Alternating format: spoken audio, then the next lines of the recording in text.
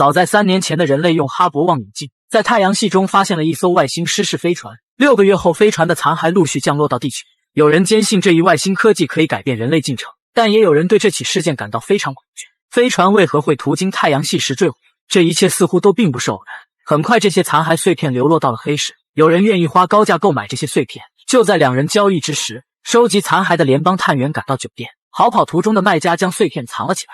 紧接着一位路过的服务员发现了他，女人在翻看时碎片不慎掉落，这种东西居然有着反重力的属性，只见它诡异的悬浮在空中。就在女人想要捡起它时，突然妹子直接从666层瞬移到1楼摔死。显然外星文明的科技水平已然超越了人类的认知能力。案发之后，联邦组织很快就将酒店封锁，碎片附近的辐射频流严重超标，科研人员用专业设备进行了降频处理，这时的碎片才降落在地面上。联邦处置小队赶紧封存带走。调查探员鸭蛋反复地观看着案发录像，妹子在接触碎片之后就发生了瞬移，这一奇怪的现象实在是让人难以理解。但很快又一起更离谱的事件发生了，在公路上，一对母子驾车行驶在路上，只见母亲的眼角突然开始流血，但诡异的是后座上的儿子异常淡定，男孩手中不停地摆弄着玩具。随着孩子停止动作之后，此时的母亲已经没了呼吸。随后儿子将驾驶座上的母亲推下了车，只见尸体居然诡异的悬浮飘走。等鸭蛋赶到现场之后，这具尸体已经飘到了5公里开外，这是第一次碎片的反重力作用在人体身上。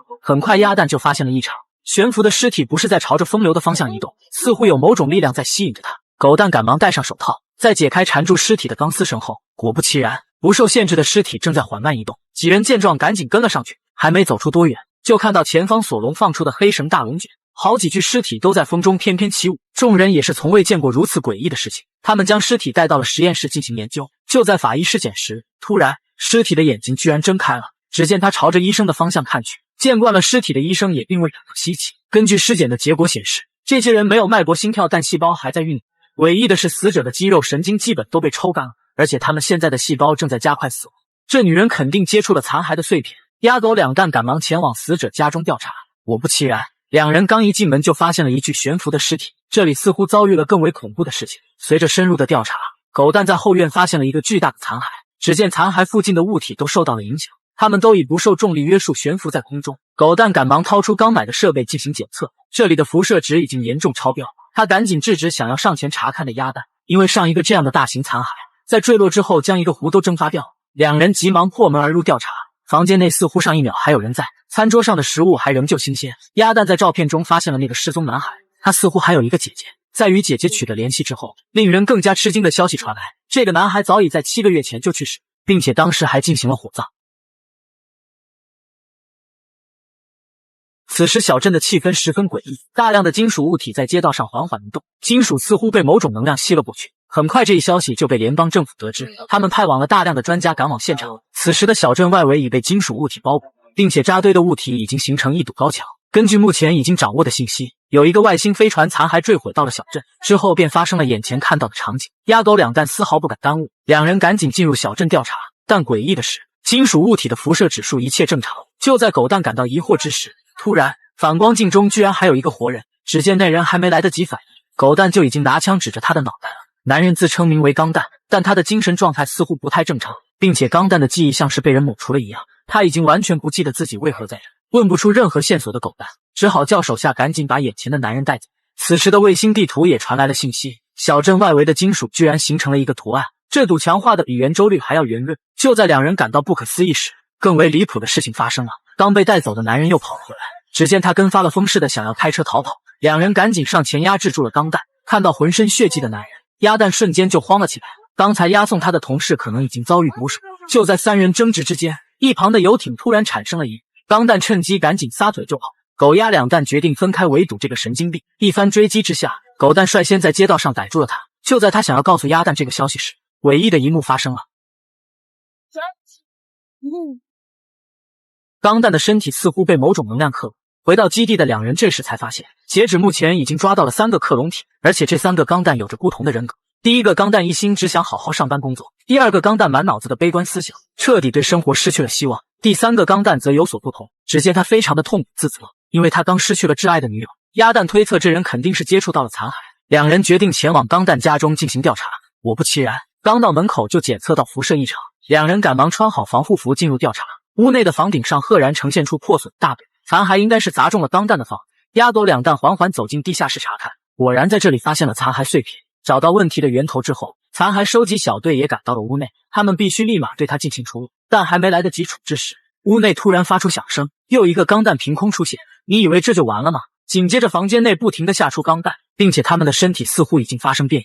为了阻止这一恐怖的事情继续发生，他们现在必须得找到钢弹本体。根据狗蛋的调查发现，它的本体应该是被残骸砸中逃出了屋外，并且他还上了自己的车。此时的钢弹应该是被车辆困住。两人赶紧跑到金属墙壁寻找钢弹本体。果不其然，狗蛋在一辆车中发现了他。就在他展开营救时，残骸突然发出一股巨大的能量，只见能量波正在以极快的速度围绕着小镇外围开始旋转，并且每次冲击过后，周围的金属正在被脉冲能量挤压。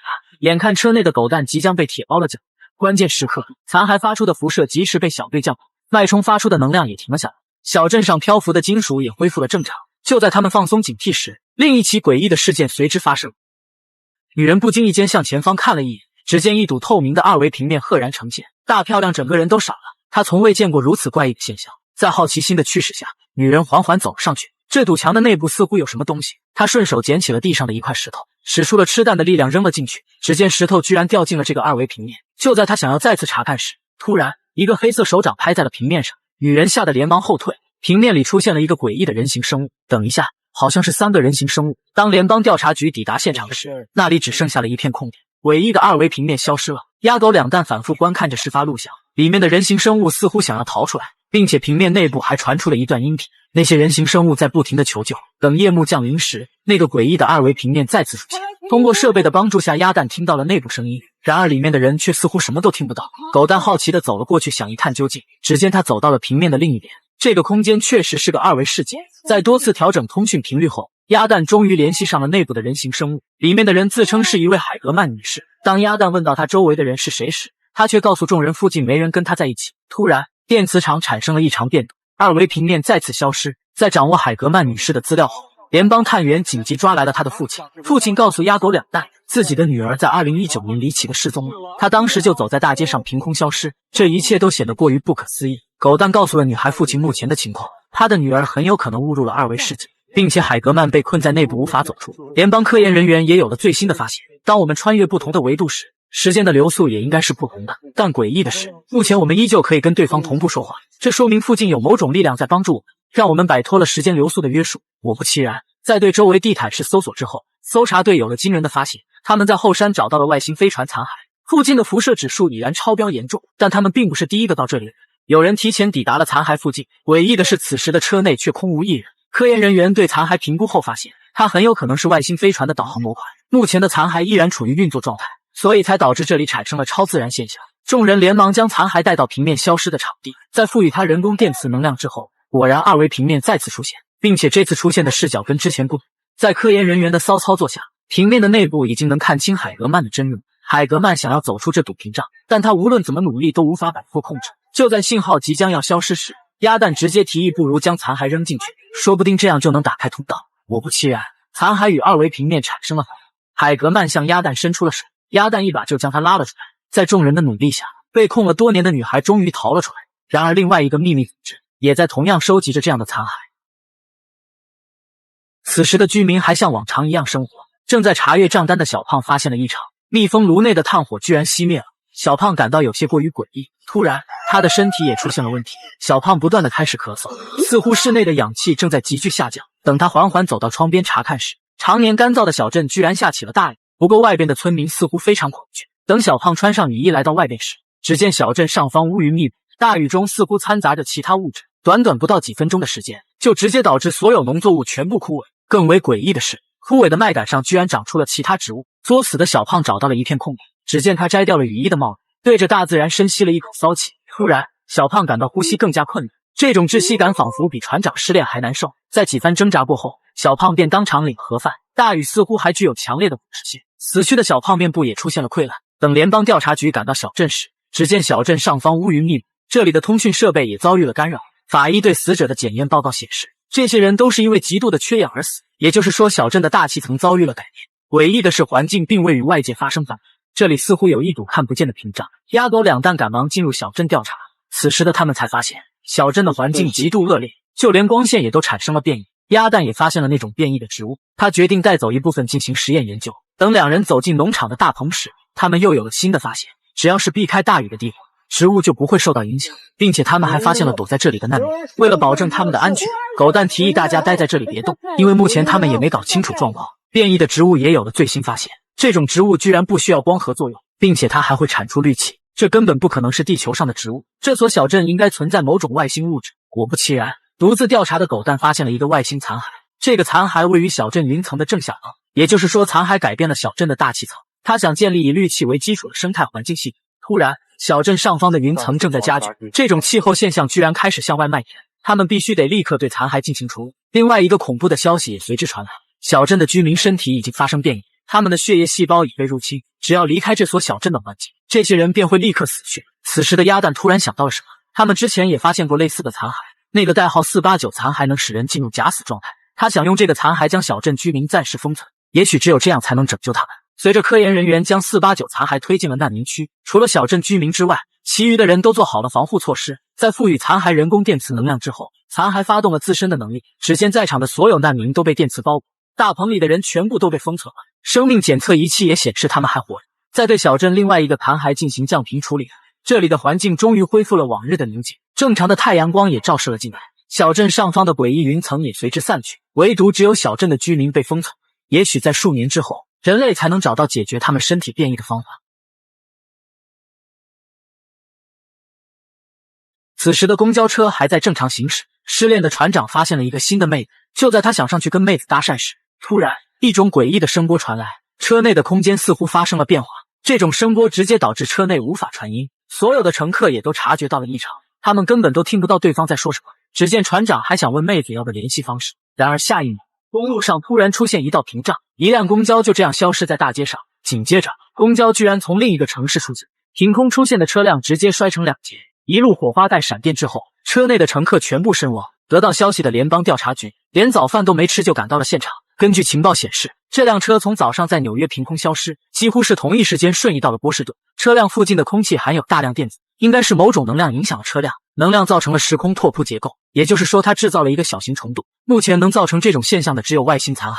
法医也对车内的死者进行了尸检，他们在死后似乎遭遇过某种实验，只见船长的脑门有过针扎的痕迹，并且还被人提取了头发样本。看来案件的背后还有某种组织，他们在用人体做虫洞穿越实验。突然，那种声波再次传来，只见整条大街都受到了影响，所有人都听不见任何声音。鸭狗两蛋赶紧环顾高楼四周，这里应该被安置了某种设备，他们需要紧急搜寻声源位置。但根据数据显示，这次的声波波及几条街区，有人想在这里制造一个更大的虫洞，他们想让整个波士顿从美国消失。鸭蛋也有了新的发现，虫洞必须要2个实心钢体才能开启，而那个最先发出的诡异声波应该就是残骸充能的声音。如果他们想让整个城市消失，那么就必须要有2个巨大的钢体建筑，而这里刚好有2个符合的建筑，那便是摩天大厦与莱克大厦。鸭狗两蛋赶紧兵分2路调查，果不其然，狗蛋在摩天大厦内部发现了残骸，他赶忙呼叫小队过来处理，刚要准备上电梯的2人小队便被神秘组织2枪干掉，冲出来的狗蛋赶忙开枪还击，这帮人根本就不是他的对手。装完逼的狗蛋还不赶紧去救妹子，妹子已经都快要领盒饭了。只见他掏出手机先接起了电话，另外一边鸭蛋的小队也包围了莱克大厦，这时的他犹如战神附体一般，犀利的眼神中充满着一丝凶狠。突然一个光头男子挥手，只见他的队友当场领了盒饭，整个小队已经进入了他们的包围，勇敢的鸭蛋依旧穷追不舍。此时的他还不知道已经中了调虎离山，逃出来的神秘人吃下了一颗药丸，只见他的身体产生了某种变化，神秘人直接瞬移回了刚才的大楼，他又跑回去重新安装好了残骸。随着赋予残骸电磁能量之后，诡异的声波再次出现，狗蛋这边的残骸也有了反应。科研人员已经身负重伤，只会打手枪的狗蛋根本就不懂射，他只能在妹子的指挥下处理残骸。然而声波已经影响到了这，狗蛋已经听不到妹子在说什么，此时的他只能对着设备一顿瞎掏。幸运的是狗蛋居然还都蒙对，残骸停止了运作。鸭狗两蛋这次居然拯救了一座城市，并且他们还有了意外收获。小队抓到了神秘组织的一个成员，此时的胡子哥却很淡定，这一切似乎还在他的掌控之内。眼前的干尸被悬浮的尘埃包裹，更加离谱的是，手机放上去就可以直接进行充电。原来尸体上含有微弱的静电场，就连法医都不禁感叹，他也想要一个这样的无线充电宝。这样的尸体一共发现了3具，并且这所房子附近辐射值严重超标，他们的生命就好像被吸走了一样。狗蛋在地上发现了一块吊坠，吊坠上刻着受害者的名字，在查找身份之后，发现这些干尸都是失踪不久的老老人，像他们这种年纪连走路都是问题，为何会走到这所偏僻的林中小屋？这一切都显得有些过于诡异。紧接着画面一转，几个年轻人扶着一位老人来到了林中，年迈的老人看起来走路非常吃力。只见为首的小帅掏出了外星残骸，他告诉老人，不管发生什么，都要抓紧他，千万别松手。老人接过残骸之后，诡异的一幕发生了。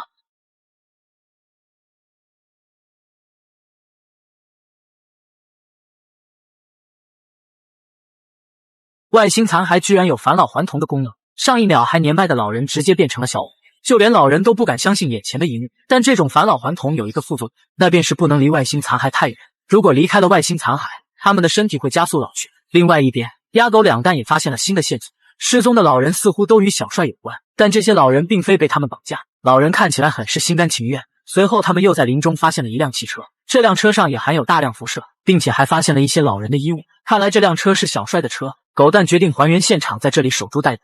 果不其然，兔子很快就撞了上来，早已埋伏好的众人赶紧冲了上去。小伙子们见状也是拔腿就跑，但他们怎么可能跑得过狗蛋？只见狗蛋一个飞扑就逮住了他，男孩非常的慌张，他祈求狗蛋放走他，不然他会立马衰老死去，因为那个残骸就在小帅的手里。很快小帅这边也发现了异常，他赶忙带着女友小美就跑，但刚变年轻的老人还在原地发呆。还在他愣神之际，联邦探员就逮住了他。随着小帅越跑越远，他的朋友也逐渐开始衰老，只见其中一位小伙以肉眼可见的速度变成了干尸。善良的小美拉住了男友，如果再跑下去，他们全都得死，他们必须得留在附近。聪明的小帅决定与狗蛋谈判，在场的人都不希望悲剧发生，小帅觉得自己是在帮助别人，他让那些空巢老人获得了新生。小帅警告狗蛋，如果不放走他们，他会立马离开这里，让他们死去。实验室也传来了消息，外星残骸能够控制逆转衰老过程，它改变了人类的 DNA 成分，也许有办法可以恢复之前的状态。他们会继续衰老，但不会因为离开残骸而直接死亡。鸭蛋也调查清了小帅与小美的身份，他们是一对老年夫妻，在一次偶遇下捡到了这个外星残骸。狗蛋不停地劝诫着小帅，人的衰老病死是自然规律，无法避免。很明显，小美也受够了这种生活，他们携手同行了一生，这对他来说已经知足了。在小美的劝说下，他最终还是选择交出外星残骸。小帅通知了狗蛋残骸藏放的地方，随后便挂断了无线电话。看来他们已经做好了选择。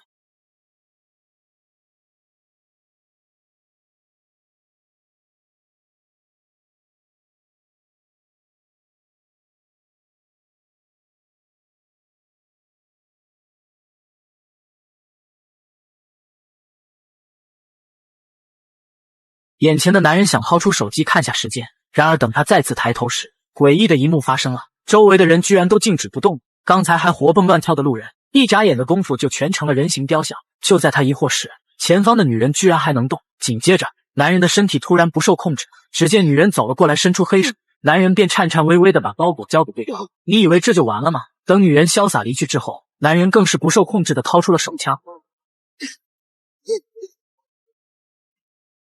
很快案件就引起了联邦局的注意，鸭狗两蛋反复观看着视频，看着视频中的诡异画面，鸭蛋发现了异常，男人似乎受到了某种控制，他在跟看不见的力量较劲。但更诡异的事情来了，案发时拿走包裹的女人，在被人发现后却什么都不记得，身上带着的包裹也不见了。自杀者最后联系人是他的弟弟。鸭狗两蛋决定到死者弟弟家中调查，弟弟卢克也是一脸蒙圈，死一个人至于派这么多人调查？我家又不是遭遇了外星飞碟事件。狗蛋一听外星人，顿时就来了兴趣。原来不久前他家后院坠落了外星残骸，第一个发现残骸的就是他的哥哥。他当时收到了神秘组织的联系，一直都想一夜暴富的哥哥，最终决定将残骸卖给那个组织，于是便在2天前出现了开头的一幕。哥哥还有一个可怜的女儿，现在的他也不知道该如何是好。鸭狗两蛋决定到后院的沼泽看看，于是画面一转，他们便到了车里。此时的他们还没有发现异常，只见鸭蛋还在看着狗蛋的笔记本，这电脑浏览器历史记录简直不堪入目。突然鸭蛋清醒了过来，我们不是要去后院的沼泽吗？为什么现在会在车里？于是两人赶紧再次返回，果然沼泽附近的辐射值严重超标，这里肯定有一个巨大的外星残骸。就在鸭蛋想要靠近沼泽时，他的大脑却受到了影响。此时的鸭蛋感到非常恐惧。这里狗蛋也接到了新的情报，死者还有一个前妻。从前妻的口中得知，他们的女儿就跟怪胎一样，她的意念似乎能够控制其他人。果不其然，只见小女孩走进了后院的沼泽，随后她便在水中冥想打坐，稚嫩的眼神中透露着一丝凶狠。紧接着她的意念越来越强，水中的残骸也似乎受到了改变，这些残骸居然都飘向了女孩。女孩在拿到残骸后便藏到了屋子。此时的鸭狗两蛋也反应了过来，他们火速赶往到了卢克家中。父亲的自杀很有可能是女儿干的。然而当鸭蛋看到房间内的女孩时，他便瞬间打消了这个念头。但从女孩的眼神中可以看出，此时的他才是被控制的那个人。难不成这幕后还有黑手？鸭蛋决定从心理上攻破女孩。果不其然，单纯的女孩很快就被套出来了。原来这一切的幕后黑手都是卢克，他是一个非常憎恨美国政府，他想利用残骸的能力报复这个国家。但此时狗蛋的思想已被控制，只见他走出屋内就要拉着鸭蛋回家，这一切就仿佛跟没有发生过一样。等他们返回基地时才反应过来，卢克已经膨胀到想要单挑整个美军。看着天上飞过的运输机，卢克决定先露一手。只见他发动一拧，飞机便不受控制的落地坠落。基地的美军也发现了异常，鸭蛋想要上前阻止卢克，一旁的大兵还想要他举手投降，卢克只是一个眼神，他们便开始了互相残杀。关键时刻狗蛋及时赶到，虽然狗蛋很强，但物理攻击终究抵不过魔法。只见狗蛋拿枪对准了自己的脑袋，但无论卢克怎么控制，他就是不开最后一枪。主角果然就是厉害。卢克赶紧抛出更多的残骸碎片，他想要增强意念控制能力。就在狗蛋快要顶不住的时候，突然一个残骸碎片直接要了卢克狗命，真正的大哥才开始登场。虽然此时的女孩并无恶意，但她比卢克更加细思极恐，因为她根本就无需用到外星残骸，并且还能够控制没有思想的物体。女人非常的恐慌，身后似乎有恐怖的东西在追她。无处躲藏的女人走进了一所工厂，深入到工厂内部后，她终于看到了活人，只不过对方并不想搭理她。然而当女人看到地面时，只见一排排裹尸袋摆得整整齐齐，这里全都是实验失败导致的死人，自己还未逃出他们的地盘。门卫见状一把就将卷帘门拉了下来。此时的女人再次陷入了绝望，她想从刚才的入口逃出去，可门外赶来的支援却堵住了去路。几番追逐之下，女人躲进了刚才的裹尸袋，这种伎俩果然没有骗过她。男人发现了藏在裹尸袋的女人，就在两人争执之间，慌乱的女人突然穿过了他的身体。然而诡异的一幕发生了，裹尸袋居然残留在了男人体内，一旁的同伙直接看傻眼了。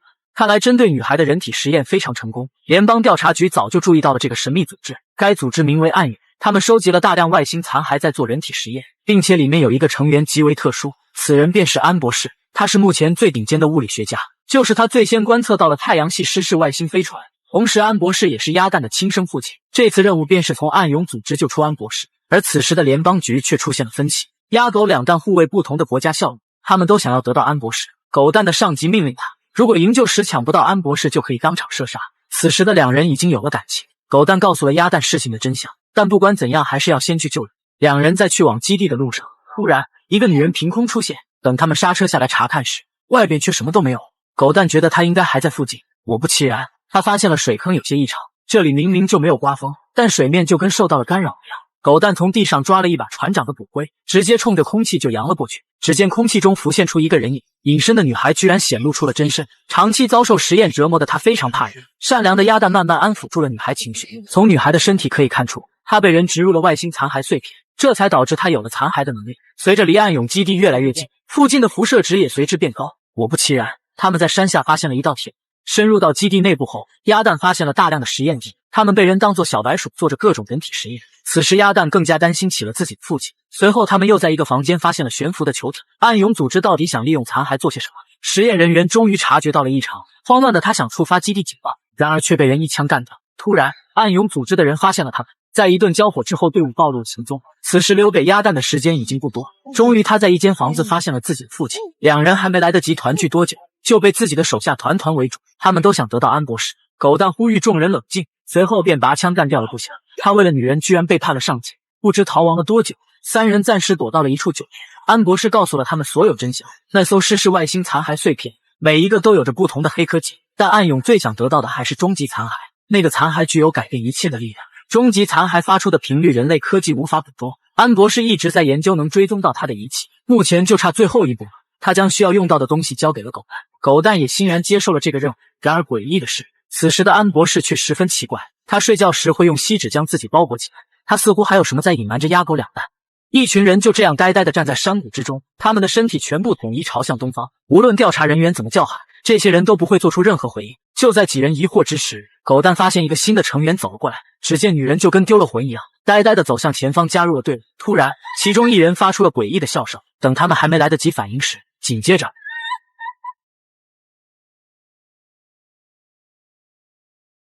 这场面实在是太瘆人了，他们似乎被外星残骸的力量所控制。果不其然，安博士在山谷发现了一个巨大残骸，这个残骸便是他提到的终极力量，它具有能够改变人类思想的能力。安博士想利用残骸提升人类的精神境界，鸭蛋人瞬间就傻了，父亲为何变成了这种人？难道他还在为暗涌组织效力？他们果然中了安博士的计谋，鸭蛋已被暗涌组织团团围住。只见其中一人吃下一粒黑色药丸，紧接着他居然化身一道蓝光上。